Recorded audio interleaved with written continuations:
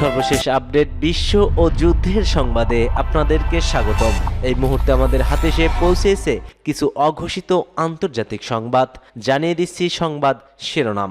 রাশিয়ার অত্যাধুনিক সু-35 যুদ্ধ বিমান কিনল ইরান। কেমন হতে চলছে এই যুদ্ধ বিমান, করা হবে আলোচনা। দক্ষিণ কোরিয়ার বিধ্বংস সেই বিমানে মিলল হাঁসের ডিএনএ, যেটা গত মাসে বিধ্বংস হয়েছিল।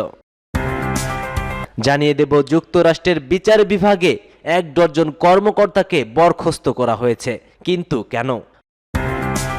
আরও থাকছে ইরানের হয়ে গুপ্তবৃত্তি করছিল ইসরায়েলের 2 সেনা, এর নেপথ্যে কি?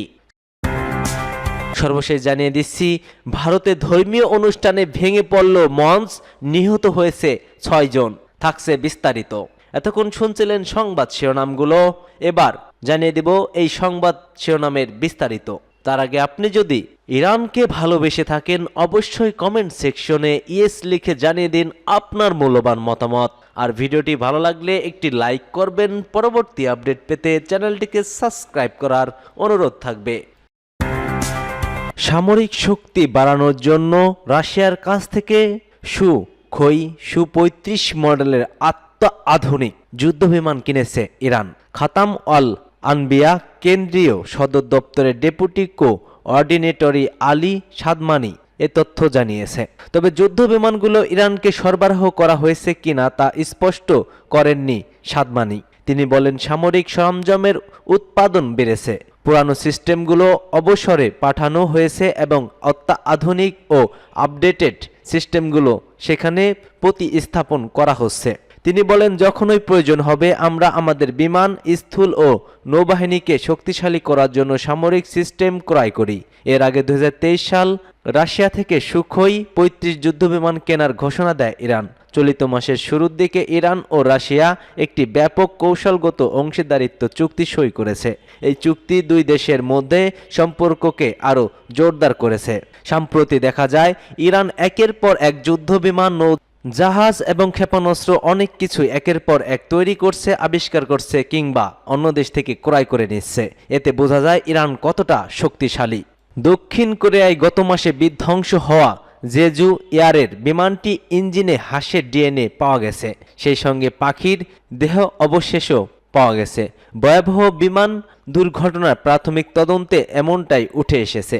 দক্ষিণ কোরিয়া কর্তৃপক্ষের প্রকাশিত 6 পৃষ্ঠার প্রতিবেদনে বলা হয়েছে, বোয়িং 737 থেকে 800 উড়োজাহাজের 2টি ইঞ্জিনই বিকালটিলস নামের এক ধরনের পরিযায়ী হাঁসের ডিএনএ পাওয়া গেছে। প্রতিটি ইঞ্জিনেই পাখির রক্তের দাগ ও পালক পাওয়া গেছে। তবে বিমানটি কেন ল্যান্ডিং গিয়ার মোতায়েন না করে অবতরণ করতে পারে এবং ফ্লাইটের শেষ 4 মিনিটের তথ্য রেকর্ড কেন বন্ধ করে দেওয়া হয়েছিল সে সম্পর্কে প্রতিবেদনে কোনো প্রাথমিক সিদ্ধান্তে পৌঁছানো যায়নি। গত 29 ডিসেম্বর থাইল্যান্ড থেকে দক্ষিণ কোরিয়ার মুয়ান যাওয়ার পথে বিমানটি কংক্রিটের ব্যারিয়েট ধাক্কা খেয়ে বিস্ফোরণ হয়। দুর্ঘটনায় বিমানে 181 জন যাত্রী ও ক্রু মধ্যে 179 জনই প্রাণ হারান, বেঁচে থাকে মাত্র 2 জন। জেজু এয়ারের রেজিস্ট্রেশন নাম্বারের কথা উল্লেখ করে প্রতিবেদনে আরও বলা হয়, রানওয়ে 1 এর কাছাকাছি আসার সময় পাইলটরা এক ঝাঁক পাখি শনাক্ত করেন।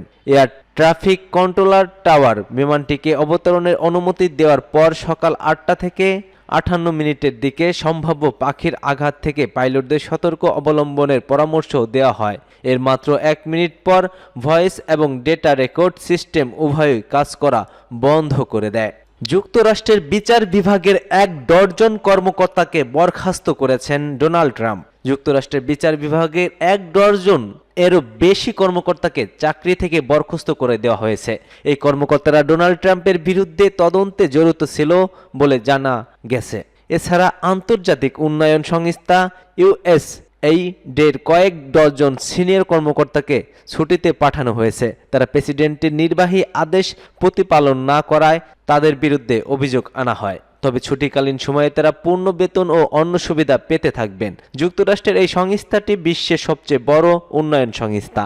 এটি 2023 সালে $68 বিলিয়ন অর্থ ব্যয় করেছে। ওদিকে প্রেসিডেন্ট ডোনাল্ড ট্রাম্প আরও 3টি নির্বাহী আদেশ স্বাক্ষর করবেন বলে মনে করা হচ্ছে, যার একটি সামরিক বাহিনীতে থাকা ট্রান্সজেন্ডারদের বিষয়। এছাড়া কোভিড ভ্যাকসিন না নেওয়ার কারণে যেসব সেনা সদস্য বাদ পড়েছিলেন তাদের আবার পুনরায় চাকরিতে ফেরানো হবে বলে ঘোষণা করেন ডোনাল্ড ট্রাম্প। ইরানের হয়ে কাজ করছিল ইসরায়েলের 2 ব্যক্তি সেনা, যাদের গ্রেপ্তার করা হয়েছে।